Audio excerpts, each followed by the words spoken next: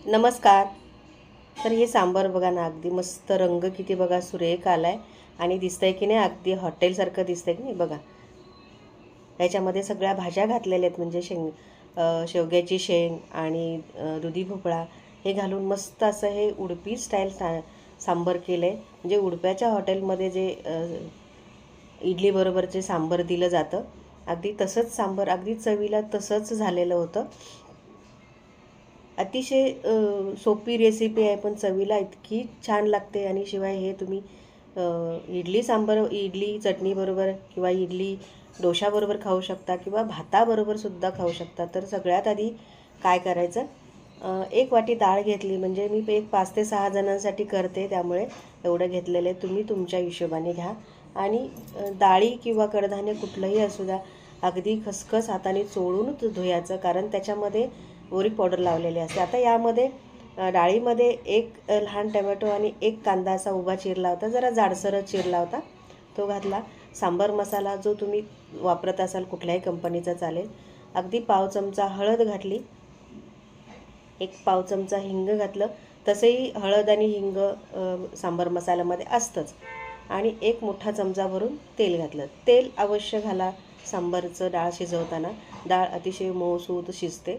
आता याच्यात पाणी घालायचं.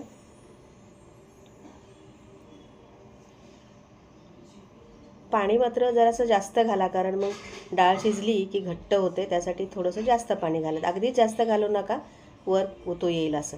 आता दुसरा डबा घ्यायचा आणि यामध्ये ज्या भाज्या आपल्याला घालायच्या त्या शिजवून घ्यायच्यात. तर इथे एक 2 शेंगा घेतल्यात आणि तुम्ही बघू शकता, याला मी शेंगाची सालं जास्त काढलेली नाहीत.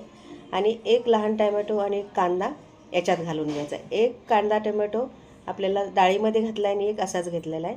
इथे ही अगदी महत्त्वाची टिप आहे. ह्या भाज्या जर करणार असाल, तुम्ही घालणार असाल, तर त्याला वेगळ्या वाफवायच्या, एकत्र डाळीबरोबर वापरायच्या नाहीत, कारण मग त्या जास्त शिजल्या जातात. आता इथे मी लाल भोपळा घेतला आहे, तुम्ही पांढरा भोपळा घेतलात तरीही चालेल. आता यामध्ये चिमूटभर हळद आणि मीठ मात्र अवश्य घाला. ह्या भाज्यांमध्ये छान चव येते, मग वेगळं लागत नाही. नाहीतर मग मीठ जर घातलं नाही तर तुम्ही सांबारमध्ये हे भाज्या आहेत त्या थोड्याशा अळणी लागतात. आणि आता याला मोठ्या आचेवर 2 शिट्ट्या करायच्या आणि गॅस एकदम मंद ठेवायचा आणि त्याच्यावर 2 शिट्ट्या करायच्या, म्हणजे डाळ आणि भाज्या व्यवस्थित शिजतात. तर तुमच्या कुकरला किती शिट्ट्या लागतात त्या बघून घ्या. आणि ह्या मी लावून घेते. आता हे कुकरला लावून झालं.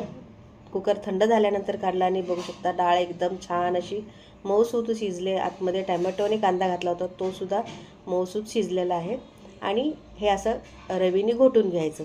हेच कारण आहे, हेच महत्त्वाचं कारण, म्हणजे आपण भाज्या ज्या घातल्या त्या अशा एकत्र घातल्या की आपल्याला डाळ अशी घोटून घेता येत नाही, अख्खी डाळ राहते. आणि मग ते सांबार आपण इडलीबरोबर वगैरे बरं दिसत नाही किंवा खायला मुलंही खात नाहीत, मग ती डाळ बाजूला काढतात. त्यासाठी डाळ पूर्णपणे अशी घोटून घ्यायची आणि मग बाकीचे जे भाज्या शिजवल्यात त्या याच्यामध्ये मिक्स करायच्या. हे बघा, आता हे बघू शकताय, डाळीबरोबरच घातलं होतं पण हे वेगळं घातलं होतं, त्यामुळं जरी भाजी थोडीशी मॅश झाली असेल किंवा जे शेवग्याची शेंग आहे ती खूप जास्त शिजली असेल, मोडली असेल, तर ती मिक्स होत नाही. हे बघा, मऊसूत हे शिजलं आहे पण ते मिक्स होत नाही. बघा, एखादी शेंगचा तुकडा बघायचा, तो छान असा फुटला जातो, 2 भाग होतात. हे बघा, इतकं मऊसूत शिजतं पण ते मिक्स होत नाही. त्यासाठी हे वेगळं करायचं आणि डाळ वेगळी शिजवायची. हेच उडप्याच्या हॉटेलमध्ये जे सांबार मिळतं त्यावेळेला तुम्ही सांबार देतात ते, तर ह्या भाज्या अख्ख्या असतात. काही कांदा किंवा टमॅटो ह्या भाज्या ज्या घातलेल्या असतात की नाही सांबारमध्ये अख्ख्या असतात. म्हणजे सांबार जो असतं डाळ एकदम मॅश केलेली असते, पण ह्या भाज्या असतात त्या अख्ख्या असतात. त्यासाठी हे अशा पद्धतीने शिजवून घ्यायचं. एक महत्त्वाची शिजवण्याची पद्धत आहे आणि तीच पद्धत तुमच्याबरोबर आज मी शेअर केलेली आहे. अशा पद्धतीने एकदा करून बघा तुम्ही. भाज्या अजिबात गोठल्या जात नाहीत किंवा मग त्या मॅश होत नाहीत आणि वरून खाता येतात. खरं म्हणजे याच्याबरोबर तुम्ही इडलीबरोबर खाणार असाल तेव्हा त्या अशा भाज्या वेगळ्या खाता येतात. आता यामध्ये जेवढं पाहिजे तेवढं पाणी घालायचं आणि छान हे करून घ्यायचं. सांबार म्हटलं की थोडंसं पातळच लागतं. आता इथे कढईमध्ये एक मोठा चमचा भरून तेल घेतलं. आता यामध्ये घालायचं 1 चमचाभर मोहरी सांबरला शक्यतो जिरे वापरायचे नाहीत, फक्त मोहरी आणि कढीपत्ताच वापरायचा.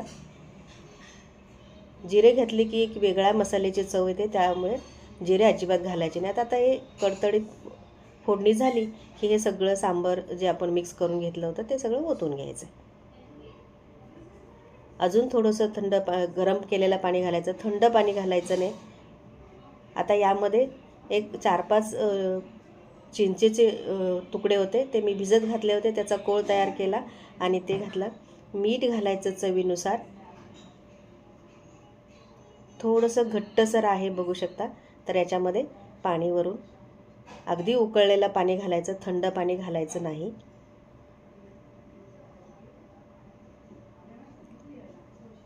जेवढं पाहिजे किंवा जेवढं पातळ घट्ट जसं पाहिजे तसं. तुमच्याकडे जर सांबार थोडंसं घट्ट खात असतील तर थोडंसं घट्ट ठेवलं तरी चालेल, पण इडलीबरोबर सांबार खायचं तर थोडंसं पातळच लागतं.